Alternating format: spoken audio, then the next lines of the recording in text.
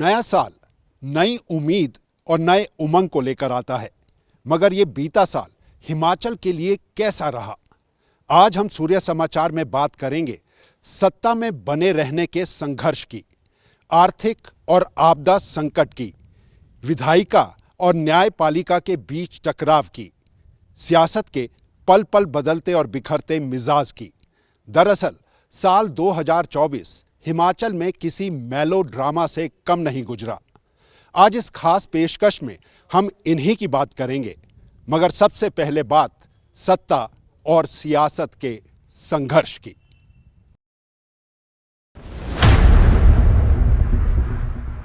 साल 2024, साल के आगाज ने ही कांग्रेस की नींद भी उड़ाई और चैन भी। चुनाव में हुआ खेला। राज्यसभा चुनाव में हुआ बड़ा उलटफेर। अभिषेक मनु सिंघवी को मिली हार। हर्ष महाजन के सर सजा ताज।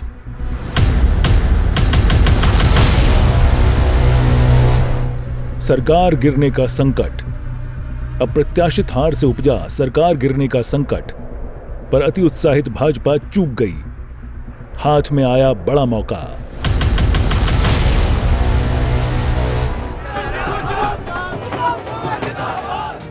एक तो पहले ही हिमाचल में मुख्यमंत्री सुखविंदर सिंह ठाकुर को भारी भरकम कर्ज और खाली खजाना वाला राज मिला। ऊपर से केंद्र की ताकत और उस ताकत से संगठित व अनुशासित विपक्ष में बैठी भाजपा का विरोध। ऐसे में हिमाचल के लिए बीता साल कुछ खट्टी कुछ मीठी, मगर सुखविंदर सरकार के लिए कई कड़वी यादों को लेकर गुजरा।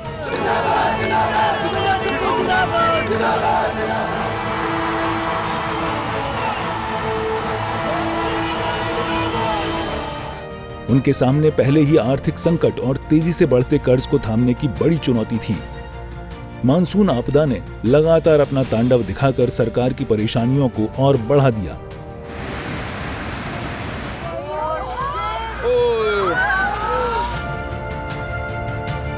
उस पर आंख गड़ाए ताकतवर भाजपा और अपनी ही पार्टी में नई कांग्रेस की पीढ़ी को साधने की सीधी चुनौती।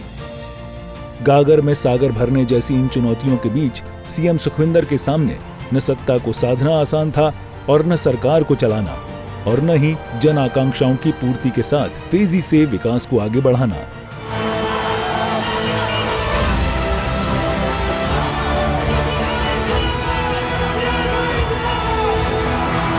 यही वजह है कि हिमाचल में सुखविंदर सरकार तो बन गई, मगर सुख की सरकार बनने के लिए उसे हर दिन नई परीक्षा देने के लिए उतरना पड़ रहा है। हमारा नेता कैसा हो, सुख भाई जैसा। फर्क है तो सिर्फ इतना, तमाम अंतर विरोधों और विपक्ष की कोशिशों के बावजूद ये सुखविंदर की सरकार गिरी नहीं। पासा सुखविंदर के पक्ष में पलटा तो कांग्रेस पूरा साल भाजपा पर चुनी हुई सरकार को गिराने का बड़ा आरोप लगाती रही। उधर भाजपा इसे कांग्रेस की अंदरूनी फूट और उसकी खुद की कमजोरी बताने का लगातार जिक्र कर ये भी दावा कर रही है कि सरकार पर शनि का संकट अभी टला नहीं है। हिमाचल में सुखविंदर सिंह सरकार को गिराने का संकट यूं ही अचानक नहीं आ गया। दरअसल इसके पीछे वीरभद्र सिंह के बाद हिमाचल में कांग्रेस की विरासत को नई पीढ़ी में कौन संभालेगा और कौन संवारेगा, ये मौजूदा कांग्रेस की सियासत में उपजे संघर्ष की सबसे बड़ी वजह बनी। हिमाचल में मुख्यमंत्री सुखविंदर सिंह ठाकुर के जो खास करीबी हैं, वो जानते हैं और वो ये मानते हैं कि तमाम दुश्वारियों और चुनौतियों के बाद सीएम की कुर्सी तक पहुंचे सुखविंदर किस्मत के बहुत धनी हैं।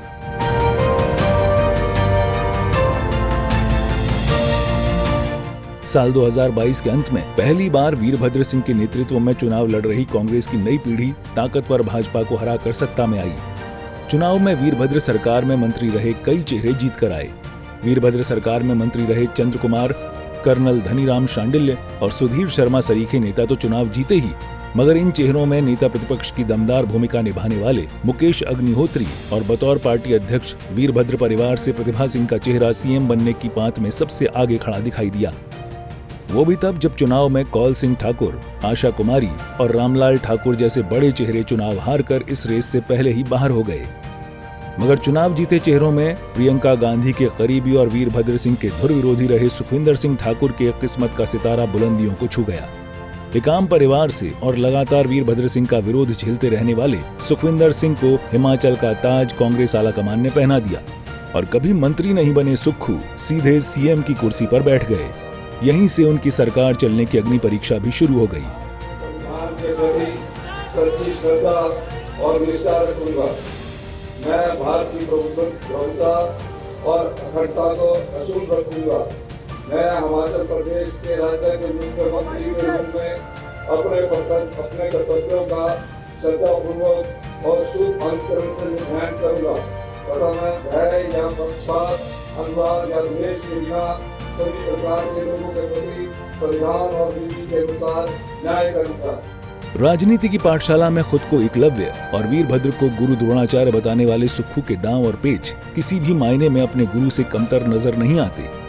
यही वजह है पहली बार मुख्यमंत्री बने सुक्खू ने जब अपना मंत्रिमंडल बनाया तो एक सुलझे और शातिर राजनेता के तौर पर अपने धुर विरोधी सुधीर शर्मा और राजेंद्र राणा सरीखे नेताओं को मंत्रिपरिषद से दूर रख दिया। अपने करीबी नेताओं को कैबिनेट दर्जा देकर उन्हें मुख्यमंत्री कार्यालय के करीब तैनात कर दिया। 6 CPS बनाकर सधी हुई राजनीतिक बिसात बिछाई। मगर कांग्रेस पार्टी के भीतर का ये सियासी गणित 2024 के आते आते पार्टी के भीतर के बिखराव की वजह बन गया। सुधीर शर्मा और राजेंद्र राणा को इतना दूर कर दिया गया कि उन्हें मजबूरी में कांग्रेस छोड़ने में ही भलाई नजर आई। नतीजा ये हुआ, साल के शुरू में ही बजट सत्र के दौरान 27 फरवरी को राज्यसभा चुनाव हुए। चुनाव में नाराज और अपनी अनदेखी का हवाला देकर 6 कांग्रेस नेताओं ने क्रॉस वोट किया। चुनाव से पहले हार और जीत का अंक गणित बिल्कुल साफ था। 68 विधायकों में 40 कांग्रेस और भाजपा के पास 25 विधायक थे और 3 निर्दलीय, यानी संख्या बल के हिसाब से भाजपा के किसी भी उम्मीदवार के लिए जीत पक्की नहीं थी। और तब जीत के लिए आशान्वित कांग्रेस में पहले सोनिया गांधी का नाम चला, बाद में दिग्गज अधिवक्ता अभिषेक मनु सिंह भी चुनाव में उतरे। ऐसे में भाजपा ने कांग्रेस से भाजपा में शामिल हुए हर्ष महाजन को अपना उम्मीदवार बनाया और फिर जो संभव नहीं था उसे हर्ष महाजन की कांग्रेस में तोड़फोड़ ने संभव बना दिया। हिमाचल की जनता के साथ हम खड़े होकर जिस प्रकार का ये गंदा घिनौना खेल भारतीय जनता पार्टी की सरकार खेल रही है, हिमाचल की संस्कृति इस चीज को कभी पसंद नहीं करती है। और निश्चित तौर पर मैं कह सकता हूँ विधानसभा खरीद फरोख्त का तो अभी जो लग रहा है, जिस तरह से वो लोगों ने अभी किडनैप करके ले जा रहे हैं, जिसका की बस के चित्र हमें मिले हैं, तो हम कह सकते हैं कि आने वाले समय में इस प्रकार के लोकतंत्र को जिस प्रकार हत्या करने की कोशिश की जा रही है, ये हम हिंदुस्तान की जनता और हिमाचल की जनता को इससे निकालने के इतना बड़ा बहुमत होने के बावजूद भी कांग्रेस हार गई राज्यसभा की। सबसे पहले तो मैं आदरणीय नरेंद्र भाई मोदी जी को बधाई देता हूं और भारतीय जनता पार्टी के हमारे राष्ट्रीय अध्यक्ष जगत प्रकाश नड्डा जी को बधाई देता हूं, भाई अमित शाह जी को बधाई देता हूं। बहुत शानदार मुकाबले के बाद जहां जीत की संभावना नहीं थी, वहां बहुत बेहतर ढंग से जीत की तरफ हम आगे बढ़ करके अपने लक्ष्य को हासिल करने में सफल रहे हैं। और एक बार फिर से भाई हर्ष महाजन जी को बहुत बहुत बधाई। माकूल संख्या बल होने के बावजूद हर्ष महाजन से अभिषेक मनु सिंघवी जैसा बड़ा चेहरा मात खा गया। भाजपा के 25 विधायकों को कांग्रेस के 6 बागी और 3 निर्दलियों का समर्थन मिला। चुनाव 34 वोटों की बराबरी के रोचक मोड़ पर पहुंचा। अंत में टॉस से किस्मत के धनी हर्ष महाजन जीत गए, मगर हार का ये संकट सरकार गिरने और गिराने के सियासी खेल तक पहुंच गया। Game changer Bharatiya Janata party है और सुक्खू सरकार से लोगों की नाराजगी है। जब भी कोई पार्टी 25 और 43 के आंकड़े या इक्वेशन में 25 वाली पार्टी 43 वाले के विरुद्ध उम्मीदवार खड़ा करती है, तो उसका सिर्फ एक और एक ही संदेश हो सकता है। और मैं हर्ष महाजन जी की बात नहीं कर रहा हूं, मैं इस चुनाव की बात नहीं कर रहा हूं, मैं एक सिद्धांत की बात कर रहा हूं। वो संदेश है कि हम बेशर्मी से वो करेंगे जो कानून में अनुमति जिसकी नहीं है। मैं सिर्फ ये कहना चाहूंगा कि जो हुआ सो हुआ, हमको भविष्य का सोचना चाहिए। और एक आश्वासन दे के मैं हिमाचल से जा रहा हूं, हिमाचल की बात नहीं कर रहा हूं, लेकिन मैं अपनी बात कर रहा हूं। जिन लोगों ने इतना प्रयत्न किया उनको सिर्फ मैं कह दूं विनम्रता से, पलट के आऊंगा शाखों पे खुशबू लेकर, पलट के आऊंगा शाखों में खुशबू लेकर, खिजा की जद हूं मैं, मौसम जरा बदलने दो। क्रॉस वोटिंग से हारी बाजी जीतने वाली भाजपा बजट सत्र में सरकार गिराने की जीती बाजी को खुद ही हार गई। राज्यसभा चुनाव के बाद बजट पास होना था। फाइनेंस बिल के सदन में पास किए जाने पर अगर कांग्रेस के 6 बागी नेता और 3 निर्दलीय नेता विपक्ष का समर्थन कर देते तो एकदम सत्ते में आ चुकी कांग्रेस को कोई नहीं बचा पाता। मगर अति उत्साह में भाजपा ये मौका चूक गई। भाजपा अपना साथ देने वाले नेताओं को कभी चंडीगढ़ तो कभी ऋषिकेश और दिल्ली में घुमाती रही और सदन में सजी सजाई संवैधानिक चुनौती नहीं देने की बड़ी भूल कर बैठी। जो एक अच्छी बात यह है कि कोविड के बाद शायद व्यवसाय के लिए, पर्यटन के लिए ये पहला वर्ष है जो अच्छा गया। और अभी भी आप देख रहे हैं कि बर्फ़ पड़ रही है, जो कि पूरे उत्तरी भारत की जो है रीढ़ की हड्डी है, उनके रगों का खून है। बर्फ़ पिघलती है तो व्यवसाय चलता है, पर्यटन चलता है, बागवानी, खेती, बिजली, पानी, पूरी अर्थव्यवस्था हमारी बर्फ़ पे चलती है। और अपील ये करूँगा राजनीतिज्ञों से कि किसी की भी दल के हैं कि आप एक कंस्ट्रक्टिव राजनीति करिए। आप ये बताइए कि प्रदेश के प्रोग्रेस के लिए, प्रदेश के नागरिकों की तरक्की के लिए हमारे जो 2-3 ही मेन स्टे हैं हमारे लिए, सेब की इकोनॉमी है, पर्यटन की इकोनॉमी है। पर्यटन जो है सीधे तौर पे भी और इनडायरेक्टली भी सबसे बड़ा एम्प्लॉयर है, सबसे बड़ा कंट्रीब्यूटर है हमारे जीडीपी को। इस पे ध्यान दीजिए। भाजपा की इसी भूल ने किस्मत के धनी सुक्खू को सरकार बचाने का मौका दे दिया।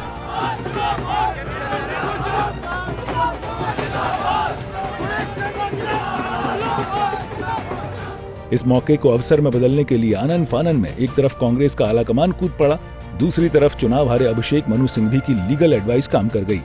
ले देकर विधानसभा अध्यक्ष कुलदीप सिंह पठानिया सुक्खू सरकार के तारणहार साबित हुए और सुक्खू सरकार के गिरने का संकट टालने में कांग्रेस सफल हो गई। हिमाचल में सुखविंदर सिंह सरकार पर विफलताओं का दोष मढ़ा जाए उससे पहले ये कड़वा सच जानना जरूरी है।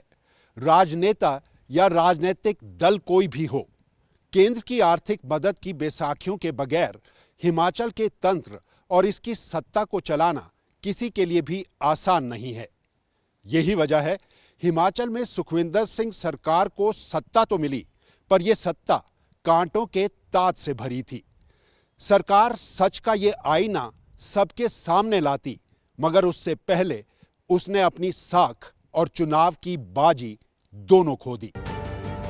हिमाचल में सुखविंदर सिंह सरकार बच गई और टिकी भी रही, पर अपने ही दमदार और पुराने 6 अवसरवादी कांग्रेस नेताओं की बलि देकर।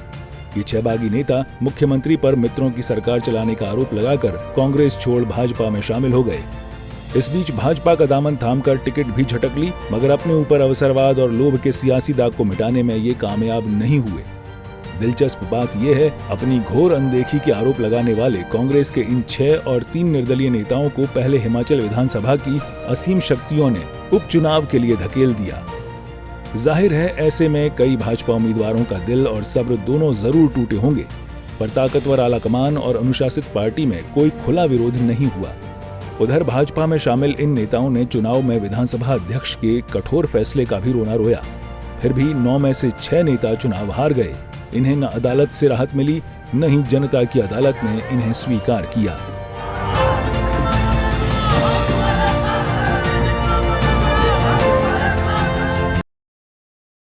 हिमाचल में सरकार गिराने और बचाने का खेल तो भाजपा और कांग्रेस खेलती रही, मगर असल में इस खेल का अंत उस जनता और जनादेश ने किया जिसे इन सब से कोई सरोकार नहीं।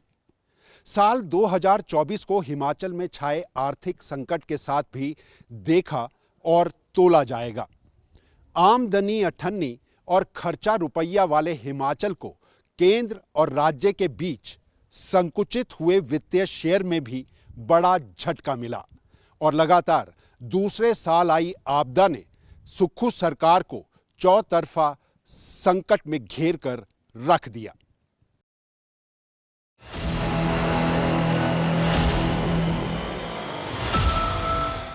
आर्थिक संकट की गूंज। सरकार बची तो आर्थिक दिवालियेपन की सुर्खियां नया संकट ले आया।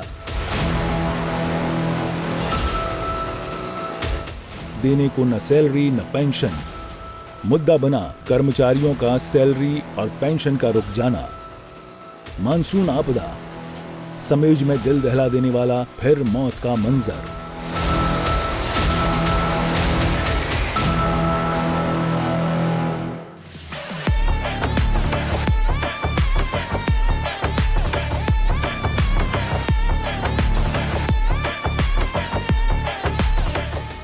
साल 2024 में सुखविंदर सरकार को चौतरफा आर्थिक प्रबंधन में बुरी तरह फेल हो जाने के विपक्षी आरोपों ने घेरे रखा।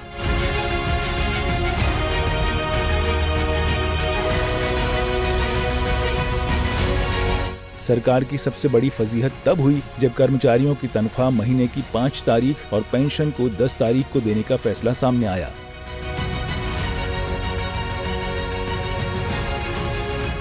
सुक्खू सरकार इसे फाइनेंशियल प्रूडेंस के नाम पर लिया गया राज्य हित में फैसला करार देती रही, मगर सरकार पर निष्ठुर अंदाज में हमलावर भाजपा ने इसे राज्य में छाए आर्थिक दिवालियापन करार देकर देश भर में आर्थिक प्रबंधन की विफलताओं का डंका बजा दिया। इस गीत को कब तक गाते रहेंगे? अगर मैं भी यही गाता रहता, 2017 में 50,000 करोड़ रुपए ऋण जो है प्रदेश के पूर्व मुख्यमंत्री वीरभद्र सिंह जी छोड़ के गए, कांग्रेस की सरकार छोड़ के गई, तो मैं भी काम नहीं कर पाते, इसी गीत को गाता रहता। लेकिन हमने कहा कि ऋण लिया है, उसको चुकता करने के लिए जो चीज़ें करने की आवश्यकता, हम काम पर जुटे, हमने काम किया और 5 साल हमने काम किया। सड़कें बनी, पुल बने, कॉलेजेस बने, हॉस्पिटल बने, सब जगह काम हुआ और यहाँ 2 साल से पूर्ण विराम है। पूरे प्रदेश पर गीत गाए जा रहे हैं कि ऋण ले रखा है। और जितना ऋण मैंने 5 वर्षों में लिया, ये आंकड़ा है, उससे ज़्यादा ऋण सुक्खू भाई 1 साल में ले चुके हैं। ये 2 साल के कार्यकाल में ही ले चुके हैं। आलम ये था, सचिवालय सेवाएं कर्मचारी संघ पहली तारीख को सैलरी और पेंशन देने की मांग को लेकर ही नहीं कूद पड़ी। कर्मचारियों के रुके हुए एरियर और डीए की मांग भी जोर पकड़ने लगी। कर्मचारियों और सरकार के बीच सीधे टकराव ने भाजपा के हमलावर तेवरों को और पहनाकर धारदार बना दिया। हाई कोर्ट के हैं, आईजीएमसी के हैं और क्या कहते हैं, जितने भी टीचर एसोसिएशन है, पूरे प्रदेश के कर्मचारी आज हमारे साथ जुड़े हैं। नहीं, मैंने पहले भी कहा था, अगर क्राइसिस होते आप 6 महीने की बात करते हैं, हम तो 1 साल तक ना आपसे मांगते कुछ। लेकिन ये क्राइसिस क्या सिर्फ कर्मचारियों के लिए, ये अपने मंत्रियों के लिए कोई क्राइसिस नहीं है। मैंने कहा था वो जो मंत्री अपने ऑफिस बना रहे हैं, मैंने पूरा इसके मैं विस्तार पूर्वक पहले ही बता चुका हूं। तो भैया इससे तो ये लगता है ये क्राइसिस जो सिर्फ कर्मचारी के हैं और जो मांग रहे हैं ना, वो हम कोई कराहत नहीं मांग रहे हैं, हम ना हक मांग रहे हैं हम अपना। चिंता का विषय है ये तो, जो हमारी अगर जो हम फिजिकल डिसिप्लिन की बात करें, कहीं ना कहीं तो उसमें कमी जरूर है। Definitely we have to look into it कि स्टेट जो है डेट ट्रैप में जो कॉन्स्टेंटली जा रहा है। आज मेरा जो डेट टू जीएसडीपी जिसको बोलते हैं, स्टेट डोमेस्टिक प्रोडक्ट, वो ग्रेजुअली इंक्रीज़ कर रहा है। पर उसकी वजह भी जानना हमारे को बड़ा आवश्यक है कि पैसा जा कहाँ रहा है। पैसा जा रहा है, चाहे हमारा 100 रुपये आता है तो उसमें से डेवलपमेंट के लिए तो पैसा बहुत कम रह जाता है। सारा पैसा या तो जो मेरी लेगेसी इश्यूज़ हैं, जो मैंने पहले लोन ले रखे हैं, उसका इंटरेस्ट भरने में आ जाता है, उसकी इंस्टॉलमेंट देने को पैसा काफ़ी लग जाता है, सैलरीज़ में बहुत ज़्यादा पैसा, पेंशन में पैसा चला जाता है। तो ये 4 जो है, interest, instalment payment, pension, salary, यही पैसा ले जाती है। डेवलपमेंट के लिए पैसा रहेगा ही नहीं। और जो मुझे देरी हो जाती है कई बार पेंशन देने में, या वो लोन जब उठा रहे हैं आरबीआई से, तो उसकी जो डेट्स है उसको स्टैगर करना आवश्यक होता है। वहाँ पे थोड़ी सी मैं समझता हूँ कि कहीं पे रह जाता है कि अगर जो आपने लोन लिया और उसकी किस्त भी पहली तारीख है और तनख्वाह देने की भी आपकी 30 तारीख है, तो वहाँ पे मिसमैच है। 5 तारीख को आपका 6 बात को पैसा आ जाता है। तो आप जब लोन लेते हैं आरबीआई से, तो आपको लोन की तिथि भी जो है वो उसको इस टाइप से रखना चाहिए कि वो आपकी डेट ऑफ पेंशन या डेट ऑफ सैलरी के साथ ना क्लैश की जाए। ऐसे में पहले लगातार आर्थिक तंगहाली का रोना रो रही सुखविंदर सरकार को बैकफुट पर आना पड़ा। मुख्यमंत्री को उस भारी भरकम कर्ज और खाली खजाना के राग को बंद करना पड़ा जिसे वो अपना सबसे बड़ा हथियार बनाए हुए थे। बावजूद इसके देश भर के मीडिया ने आर्थिक दिवालियेपन के सवाल को अपनी सुर्खियां बना दिया। केंद्र में बैठा कांग्रेस आलाकमान भी इससे नाराज नजर आया और तो और भाजपा ने हिमाचल के इन हालातों को हरियाणा, महाराष्ट्र और छत्तीसगढ़ के चुनावों में जी भर के भुनाया। खुद प्रधानमंत्री और गृह मंत्री अमित शाह ने हिमाचल का उदाहरण देकर कांग्रेस की झूठी गारंटियों को चुनाव का एक बड़ा मुद्दा बनाया। इसे कोई माने या न माने, मगर हिमाचल समेत इन राज्यों के भाजपा नेताओं का ये दावा रहा है, इसका फायदा हरियाणा और महाराष्ट्र में सत्ता वापसी के लिए उन्हें जरूर मिला है।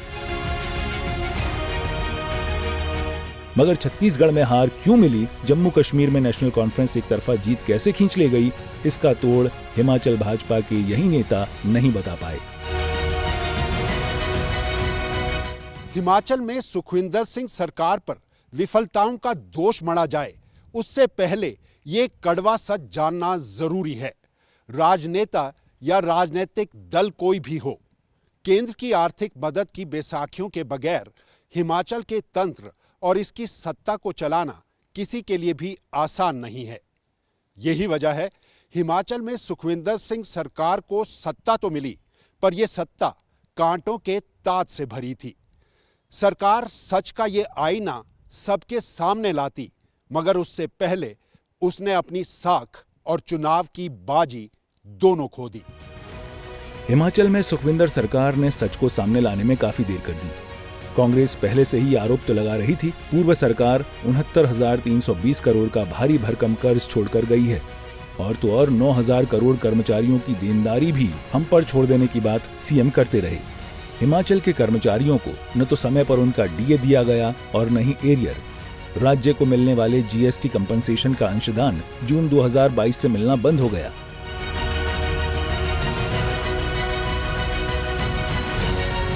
केंद्र से मिलने वाले रेवेन्यू डेफिसिट ग्रांट को हिमाचल के कर्मचारियों की सैलरी और पेंशन देने के लिए ऑक्सीजन माना जाता है। 2021-22 में 10,249 करोड़ की ये राशि 2025 तक आते आते मात्र 3,257 करोड़ रह जाएगी। सरकार की सबसे बड़ी उलझन यही है, उसके लिए हर माह 2,000 करोड़ सैलरी और पेंशन देने का संकट बड़ा होता जा रहा है। और भाजपा इन आंकड़ों से इतर सरकार पर अपने मित्रों पर की जाने वाली फिजूल खर्ची और सरकार की नाकामियों का ढिंढोरा पीटकर उसकी परेशानी और बदनामी दोनों बढ़ाए हुए है। यही नहीं, हिमाचल के ओल्ड पेंशन बहाली की गारंटी केंद्र के राजकोषीय उत्तरदायित्व और बजट प्रबंधन अधिनियम का निशाना बनी। FRBM एक्ट का हवाला देकर हिमाचल के कर्ज उठाने की सीमा को भी कम कर दिया गया।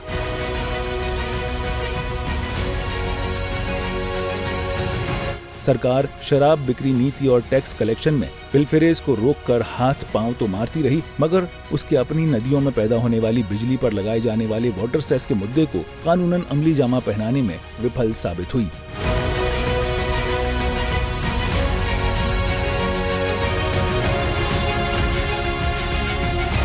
मेरे मानने में ये जो टकराव है ये आज का नहीं है, ये तो हमेशा ही रहा है।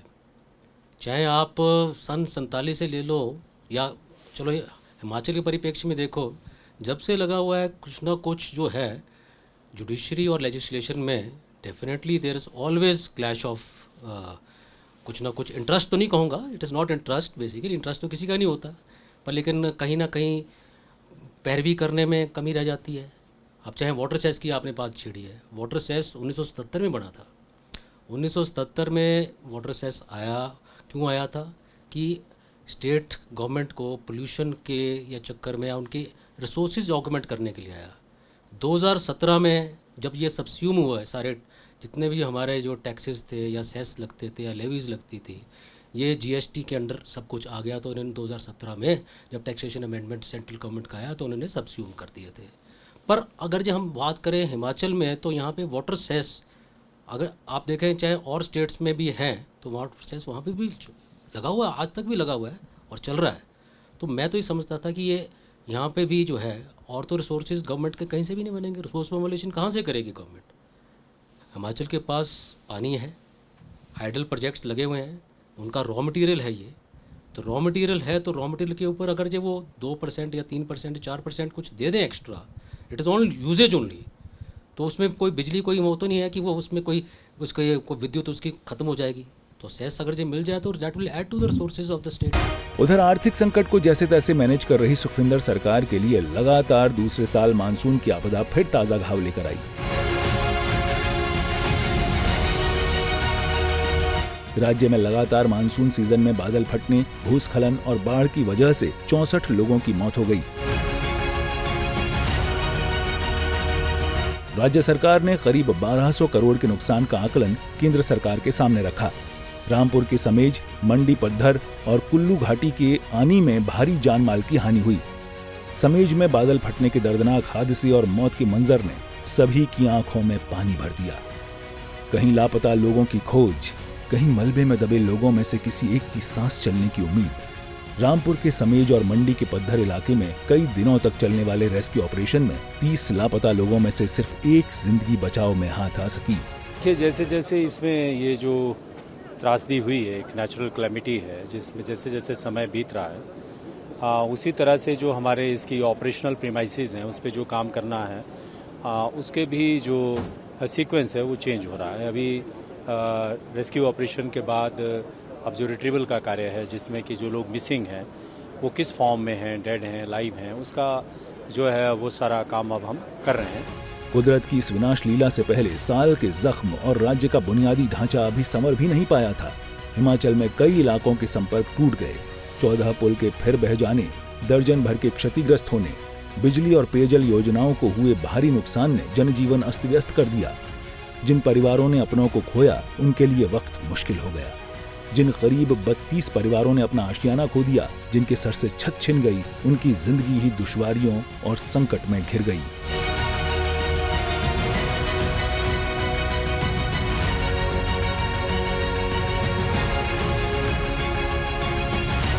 यह आपदा भयानक भी थी और बड़ी वेदनाकारी भी, पर इस संकट के बाद होने वाली सियासत के रंग थमते नजर नहीं आए। हिमाचल को प्रकृति के मिले इन घावों को भरने के लिए कांग्रेस केंद्र की अनदेखी के आरोप लगाती रही। दूसरी ओर भाजपा केंद्र से मिले पैसों की बंदरबांट होने का सवाल उठाती रही। हिमाचल में चाहे पहले मुख्यमंत्री डॉक्टर वाईएस परमार से लेकर मौजूदा मुख्यमंत्री सुक्खू की सरकार है, इन तमाम 7 मुख्यमंत्रियों के लिए अपने अपने समय में अलग अलग चुनौतियां रही, पर इन सबके समय का एक सच सबसे बड़ा और सबसे कड़वा है। केंद्र की आर्थिक मदद के बगैर हिमाचल सरकार की रेल डीरेल हो जाया करती है, और अगर केंद्र और राज्य में कांग्रेस और भाजपा नीति अलग अलग सरकार बनी तो ये सत्ता और सरकार चलाने की चुनौतियों को और पेचीदा बना देती हैं। हिमाचल में मौजूदा आर्थिक हालात सबसे बदतर हैं, पर अपनी बेलाग और बेखौफ राजनीति करने वाले सीएम सुक्खू जैसे तैसे इस रेल को खींच भी रहे हैं और सींच भी रहे हैं, बिना सत्ता को खोने और उसके वापसी के डर के। और हां, बिना इस दबाव के सरकार यूं ही बदनाम हुई भाजपा तेरे करके। टॉयलेट टैक्स चले थे सरकार का खाली खजाना भरने, मगर टैक्स ऐसा जो हर जुबान की चर्चा बन गया।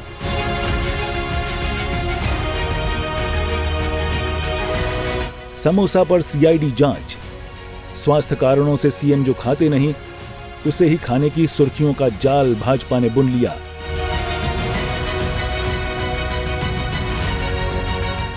और जंगली मुर्गा, इसे कहते हैं सर मुंडाते ही ओले पड़ना। सीएम राज्य के दुर्गम गांव में रात ठहरने की सुर्खियां बटोरने गए, मगर खुद सुर्खियां बन गए। बॉलीवुड का एक मशहूर गाना है, मुन्नी बदनाम हुई डार्लिंग तेरे लिए, साल 2024।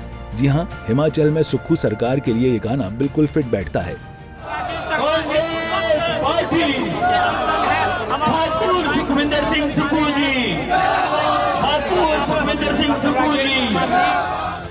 आर्थिक संकट में घिरी सरकार, केंद्र से माकूल मदद नहीं मिलने से बेजार हो चुकी सुक्खू सरकार और अपने खजाने को भरने के लिए हाथ पांव मार रही दुखों में घिरी सरकार, असल में जनता पर कोई भी सीधा टैक्स लगाने से गुरेज कर रही सुक्खू सरकार ने अपने घाटे के अदारों पर सबसे पहले कैंची चलाना शुरू किया।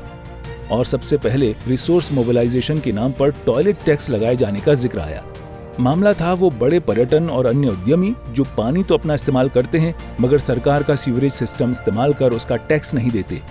उनसे ये टैक्स उगाही करना, मगर सरकार की नोटिफिकेशन में टॉयलेट टैक्स का जिक्र आने के बाद ये खबरों की दुनिया की सुर्खियां बन गई, या यूं कह लें रात के अंधेरे में ही भाजपा ने इसे वायरल मुद्दा बना दिया। मुद्दा तो विपक्ष ऐसे बनाता है, कभी पता नहीं टॉयलेट टैक्स बोल देता है, कभी बोलता समोसा कहीं गैप हो गया, कई बार मुद्दे बचकाना हो जाते हैं, तो उनको इन चीज़ों से बचना चाहिए।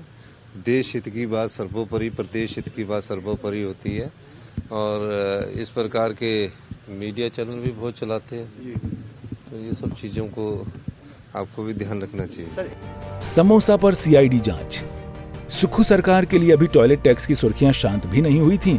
एक सीआईडी के कार्यक्रम में मुख्यमंत्री गए, ये जानते हुए भी कि अपने स्वास्थ्य कारणों से सीएम तला हुआ खाने से परहेज करते हैं। उनके लिए फिर भी अति उत्साहित सीआईडी अफसरों ने 5 स्टार होटल से समोसा मंगवाया। समोसा तो उन तक नहीं पहुंचा, इतना ही नहीं, इस समोसे के उन तक पहुंचने की विभागीय जांच भी करा दी गई। होना क्या था, समोसा जांच वायरल हो गई।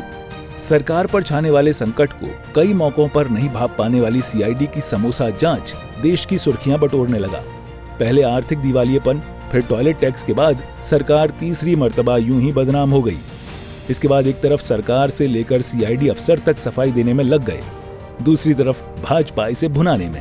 ये देखिए, हमने कोई नोटिस किसी को नहीं दिया, ना किसी की एक्सप्लेनेशन कॉल करी है, ना किसी के खिलाफ कोई कार्रवाई कर रहे हैं। बस हमने कहा कि पता करें कि हुआ क्या, और बात बढ़ के इस लेवल तक आ गई है।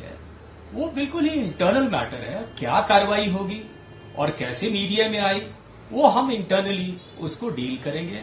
तो मेरा बस यही रिक्वेस्ट है सभी से कि ये सीआईडी का मैटर है, गवर्नमेंट से इसका लेना देना कुछ भी नहीं है और इसको तूल ना दिया जाए, इसको यही समाप्त किया जाए। जंगली मुर्गा, बात यहीं रुक जाती तो बेहतर था, पर अभी साल के दिन बाकी थे और नए विवाद के आने के भी।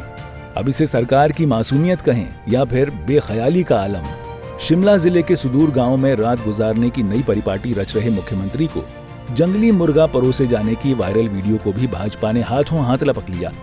सरकार में अफसरशाही की कलम से निकली कई नोटिफिकेशन हो या फिर जांच की आंच, सरकार के लिए अनायास ही ये बड़े अपवाद का मुद्दा बन गए। भाजपा इतने में ही नहीं रुकी। मॉनसून सत्र हो या फिर शीतकालीन सत्र, हाथ में टॉयलेट सीट, समोसा और जंगली मुर्गा का फोटो और बैनर लिए भाजपा ने सदन से सड़क तक सरकार की जमकर खिलाफत की।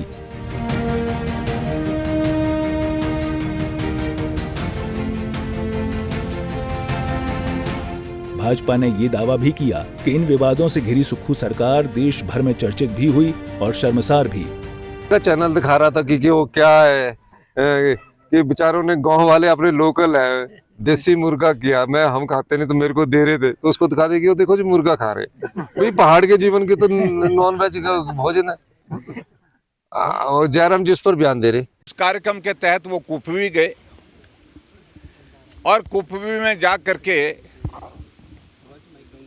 प्रशासन की ओर से उनके भोजन का इंतजाम करने की दृष्टि से पूरा एक मेन्यू बनाया गया और जो मेन्यू बनाया गया उसमें अलग अलग आइटम्स का जिक्र हुआ कि नंबर 1 पर ये होगा, नंबर 2 पर ये होगा, वो बीच में 12 नंबर पर जंगली मुर्गा भी होगा। 12 नंबर पर जो है जंगली मुर्गे का भी जिक्र आया। वो मेन्यू ना हमने बनाया और ना हमको जानकारी इस बात की, लेकिन हैरानी की बात इस बात को लेकर के थी कि मेन्यू में जंगली मुर्गे का जिक्र आया और जंगली मुर्गा आपको मालूम है कि वाइल्ड लाइफ प्रोटेक्शन एक्ट के मुताबिक मारना भी गुनाह है कानून के मुताबिक और उसमें सजा का भी प्रावधान है। लेकिन उसकी पुष्टि अपने आप मुख्यमंत्री जी जब भोजन वहां पर गांव में परोस रहे थे उनके लिए, तो उस वक्त अपनी बात कहते कहते ये उनने जिक्र किया कि मैं खाता नहीं, पड़ोस में जो बैठे थे उनको कहा कि भी इनको दीजिए उनको दीजिए, और जंगली मुर्गे का जिक्र किया उन्होंने। और जंगली मुर्गे का मतलब सीधा सा है कि वो जंगल में जो मुर्गा होता है ये पालतू नहीं होता है, शिकारियों ने उसको मारा होगा तभी जाकर के वहां पर परोसा जा सकता था। वो हम एक बात कहते हैं कि कानून के मुताबिक मुख्यमंत्री के लिए इस प्रकार का आयोजन करना जंगली मुर्गे का, ये जो है ये मैं समझता हूँ दुर्भाग्यपूर्ण है। यही वजह है कि साल 2024 में सुखविंदर सरकार को अपनी साख बचाने के लिए कड़ी मशक्कत करने के लिए भी जाना जाएगा, खास तौर पर कुछ ऐसे मुद्दों के लिए जो जन सरोकार और विकास के लिए तो कोई मायने नहीं रखते, मगर सत्ता में बने रहने पर कुछ ऐसे फैसले अनायास ही उसकी बड़ी फजीहत की वजह बनते नजर आए। देखिए, यह खेल इस तरह का हिमाचल में पहली बार ही देखा गया है और डिटेल में तो मैं बोलता हूँ, लेकिन सारा जो खेल था वो व्यर्थ गया। कभी हम रेजिग्नेशंस, कभी दोबारा चुनाव, कभी एक पार्टी छोड़ के दूसरी में जाना, जीतना हारना, ये लगा रहा। इसका ना तो राज्य के नागरिकों को फ़ायदा हुआ, ना राजनीतिज्ञों को फ़ायदा हुआ, ना अर्थव्यवस्था को फ़ायदा हुआ, उल्टा नुकसान ही हुए। हमारा व्यर्थ समय मुर्गे में, कभी समोसे में, कभी दिल्ली के टूर में, कभी किसी की बीमारी में, कभी किसी इनॉग्रेशन में, कभी इनॉग्रेशन ना हो पाना, इसमें जो है घूमते फिरते रह गए और एंड में प्रदेशवासियों को कुछ नहीं मिला। वादे कुछ पूरे हुए, कुछ नहीं पूरे हुए। सरकार ने कहा आज नहीं पूरे होंगे, कल पूरे होंगे, तो हमें थोड़ा तो सब्र देना पड़ता है ना। जादू की छड़ी किसी के पास नहीं है। ये जो मुद्दे हैं ना, ये एक जनता का ध्यान भटकाने के लिए, टॉयलेट टैक्स है या जंगली मुर्गा है, वैसे भी जंगली जो जानवर है उसको मारने पे बैन है। अगर समोसा है, समोसा कोई इतना बड़ा इशू नहीं है। ये सारा जितना भी है ना, ये पब्लिक का ध्यान डाइवर्ट करने की एक योजना है, चाहे ये सरकार की ले लो, चाहे विपक्ष की ले लो। अगर विपक्ष इस बात को लेकर मुद्दा बनाता है तो क्या वो जो बस फेयर्स बढ़े उसका मुद्दा बनाया उन्होंने? जो हिमाचल में केरोसिन ऑयल है, जो एक आम लेबरर की ज़रूरत है, उस पर चेक है? ये सारे, एक शायर का शेर है कि गगन कहता है चमन बदला है, चमन कहता है गगन बदला है, शमशान की खामोशी कहती है लाश तो वही है, सिर्फ कफन बदला है। अपने सड़क और सदन के प्रदर्शन के दौरान भाजपा यही साबित करने में जुटी रही। रोम जलता रहा, नीरो बांसुरी बजाता रहा, मगर अपने निडर और साफगोई से राज्य के हित में सीधे फैसले लेने वाले सीएम सुक्खू को विपक्ष के ये तेवर डिगा नहीं पाए। उन्होंने विपरीत परिस्थितियों में राज्य के आर्थिक हालत को संवारने के लिए कड़वे घूंट के फैसले लेने से भी गुरेज नहीं किया। ना ही आपदा के संकट में घिरे लोगों की सुध लेने में उनके कदम पीछे हटे। इस बीच साल 2024 को हिमाचल में विधायिका और न्यायपालिका के बीच टकराव की वजह से भी जाना जाएगा और खास तौर पर विधानसभा अध्यक्ष की इस्तेमाल की गई असीमित शक्तियों के लिए भी।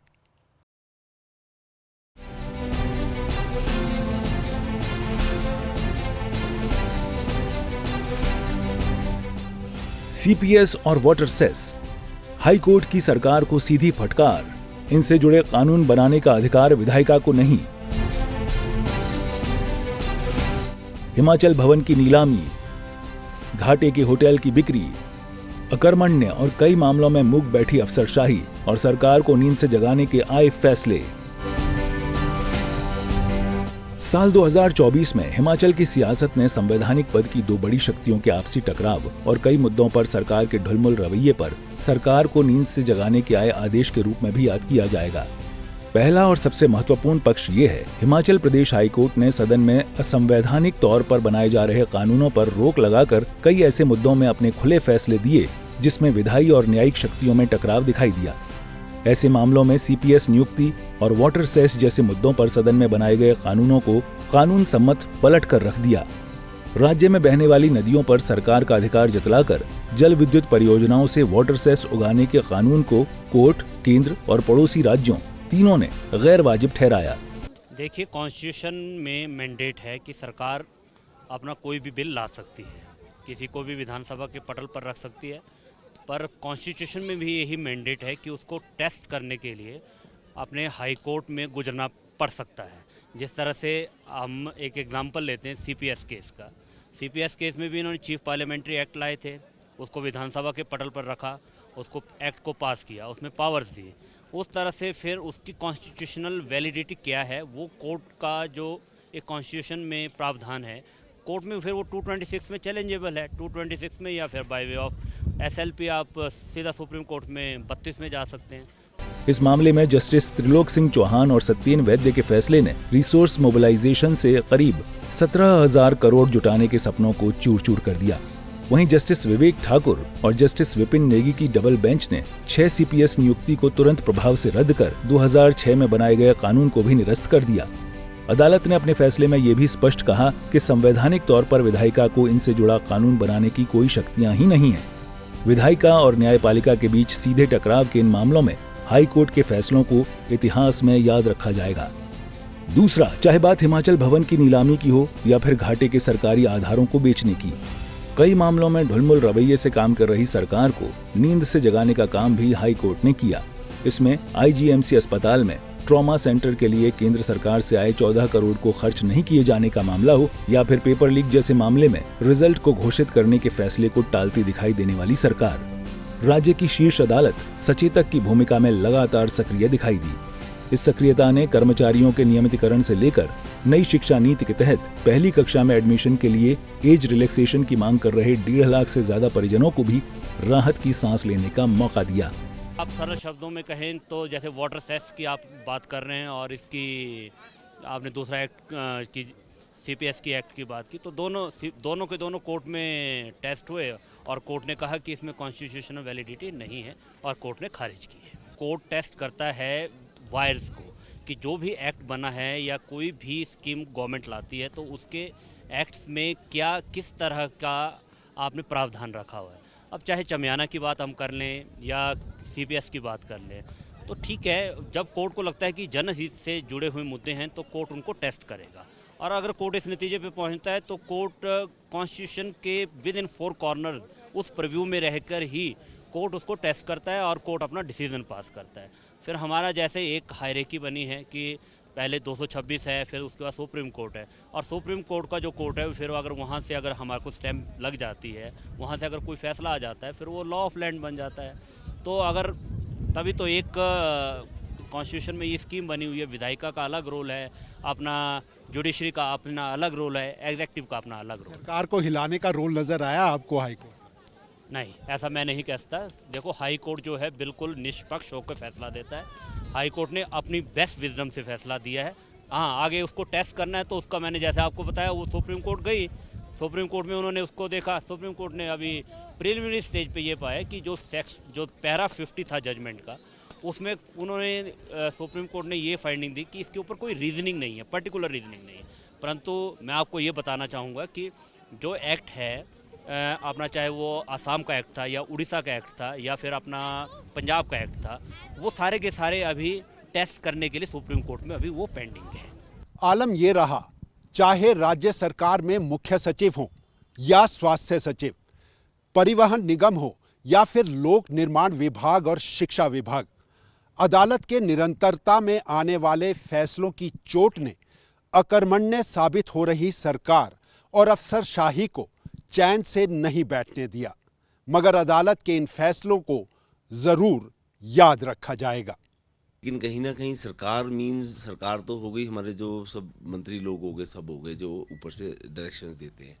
लेकिन मेरे हिसाब से कहीं ना कहीं अगर कोई टकराव की स्थिति आती है और जहाँ पे हाई कोर्ट रूल डाउन करता है चीज़ों को, जैसे पीछे हुआ है 2-4 चीज़ों में, तो मेरे हिसाब से कहीं ना कहीं ब्यूरोक्रेट्स का वो शॉर्टकमिंग्स कहा जा सकता है। क्योंकि ब्यूरोक्रेट्स अगर प्रॉपरली अपना पेपर वर्क और वो सब करें और प्रॉपर गाइड करें तो वो मेरे हिसाब से कोई प्रॉब्लम नहीं आनी चाहिए ऐसी कि सरकार के लिए शो डाउन हो जाए, है ना। बाकी जैसे अब ये CPS के रूल आउट हुए हैं, ये कहीं ना कहीं सरकार की मजबूरी है कि इनको लोग लेने पड़ते हैं और वो पता भी होता है। जैसे CPS का इशू तो मैं दूसरी बार हुआ हाई कोर्ट का जो रूल आउट है ना किया है, तो पता भी है सरकार को, पर फिर भी कुछ मजबूरियाँ होती हैं, वो करते हैं कि देखो वो 6 महीने साल निकालो अपने उस तरह से, तो वो वाली चीज़ें हैं। लेकिन अगर हम ये देखें कि कौन सही है कौन गलत है, तो कोर्ट ने तो जो फैसला देते हैं जी वो लगभग सारे एस्पेक्ट्स को, पैरामीटर्स को देख के, टाइम लगाकर, दोनों पक्षों को सुन के ही कोर्ट फैसला देता है।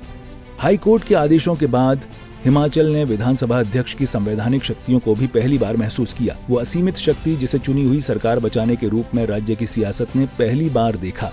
बजट सत्र में जब कांग्रेस के 6 बागी नेता और 3 निर्दलीय विधायक पाला बदलकर भाजपा में चले गए तो विधानसभा अध्यक्ष की कुर्सी पर बैठे कुलदीप पठानिया का वो चेहरा सामने आया जिसने दल बदल कानून का सहारा लेकर सरकार को बचाने में अहम भूमिका निभाई।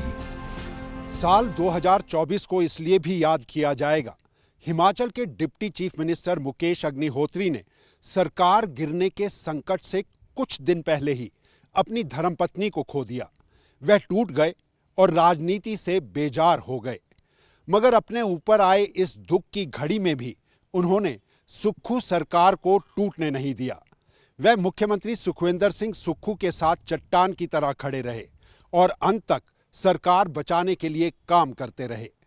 उनके कई कट्टर समर्थक यह चाहते थे कि मुकेश अग्निहोत्री संकट के इस अवसर को सीएम की कुर्सी तक के सफर के लिए इस्तेमाल करें, मगर मुकेश अग्निहोत्री ने सीधे इनकार कर राजनीति के राजधर्म को अपनाया।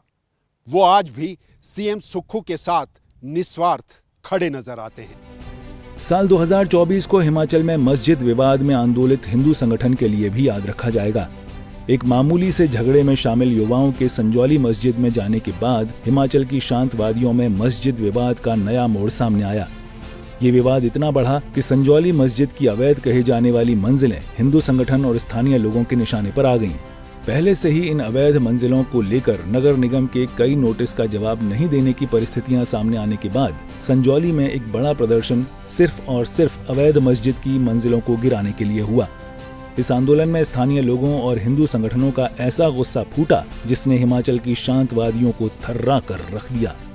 संजौली मस्जिद विवाद की ये चिंगारी तेजी से राज्य में फैली। शिमला के संजौली के बाद सबसे पहले इसे राजधानी के ही कुसुमपट्टी में मस्जिद के अवैध निर्माण को जकड़ा और फिर देखते ही देखते ये आग मंडी शहर, नेरवा, सुन्नी, सिरमौर तक तेजी से जा फैली। हर जगह मस्जिदों के अवैध निर्माण पर सवाल उठने लगे। संजौली के बाद मंडी शहर में मस्जिद अवैध निर्माण को लेकर उग्र प्रदर्शन हुआ। इस पूरे घटनाक्रम में कांग्रेस के मंत्री अनिरुद्ध सिंह और स्थानीय शहरी विधायक हरीश जनार्था से शुरू हुई तकरार में लोक निर्माण मंत्री विक्रमादित्य सिंह भी कूद गए। इन तीनों ने इस मुद्दे को अपनी अपनी विधानसभा से लेकर सदन में भी उठाकर मस्जिद विवाद को सबके सामने ला खड़ा किया। कांग्रेस के नेताओं की ये ही आपसी तकरार सरकार के सामने मस्जिदों के उग्र हो रहे प्रदर्शन को शांत करने की बड़ी चुनौती पैदा करती रही। आलम यह था, झुकने के लिए इनमें से कोई भी नेता तैयार नहीं था और ऐसे में सीएम सुक्खू को अपने ही मंत्रियों और विधायकों को शांत करने में फौरी तौर पर नाकामयाबी हासिल हुई। हालात बदतर हुए तो मंत्री विक्रमादित्य सिंह और शहरी विधायक हरीश जनार्था ने बिगड़ते हालातों को सुधारने के लिए कोशिशें तेज कर दी, पर तब तक हालात कांग्रेस की पकड़ से बाहर चले गए। उधर अपने स्थानीय लोगों के साथ हुई हिंसा को मंत्री अनिरुद्ध बचा नहीं पाए और शांत नहीं हुए। सदन से सड़क तक उनके तीखे तेवरों को अंततः आला कमान की फटकार ने शांत किया। कांग्रेस के आपस में गुत्थम गुत्था इन नेताओं ने तब हिमाचल में तेजी से फैलते बिना पहचान पत्र के कामगारों का सवाल खड़ा कर दिया। धीरे धीरे ये मामले भी शांत होते चले गए। हिमाचल में गुजरे साल 2024 को पति पत्नी की जोड़ी के अनूठे रिकॉर्ड के बनने से भी जोड़कर देखा जाएगा। सीएम सुक्खू और उनकी धर्मपत्नी कमलेश ठाकुर दोनों ने मॉनसून सत्र में सदन की गरिमा को बढ़ाया। विधानसभा पहुंची इस जोड़ी के फोटो फ्रेम को शायद कमलेश या फिर मुख्यमंत्री सुक्खू दोनों ताउम्र याद रखेंगे। यानी 2024 मुख्यमंत्री सुक्खू के लिए लकी साबित हुआ। उनकी सरकार गिरने से भी बच गई। जिन 6 कांग्रेसी मित्रों ने सरकार गिराने का षड्यंत्र रचा, उनमें से 4 को करारी हार मिली। मगर अब तक सुक्खू परिवार के सिर्फ घर को संभाल रही कमलेश ठाकुर ने देहरा से चुनाव जीतकर घर की दहलीज को भी लांघ दिया और कांग्रेस की झोली को भी भर दिया। इससे पहले सीएम रहे डॉक्टर परमार और उनकी राज्यसभा सांसद पत्नी सत्यवती डांग की जोड़ी को ही हिमाचल ने राजनीति के भीतर देखा, मगर ये दोनों कभी एक साथ विधानसभा के सदस्य के रूप में हिस्सा नहीं रहे। उम्मीद यही है ये रिकॉर्ड टूटे ना टूटे, मगर लंबे समय तक सुक्खू और कमलेश के नाम पर इतिहास बना रहेगा। सर्दियों के इस मौसम में हिमाचल धुंध की आगोश में खोया हुआ है, लेकिन हिमाचल प्रदेश में सुखविंदर सिंह सरकार की सत्ता और सरकार के ऊपर धुंध के बादल छंट चुके हैं और यही वजह है ये गुजरा साल 2024 सरकार को चलाने और सरकार को बचाने में गुजर गया। तो ये थी हमारी आज की इस गुजरे साल की खास पेशकश। कैमरामैन सुभाष के साथ अरुण उनियाल, सूर्य समाचार, शिमला।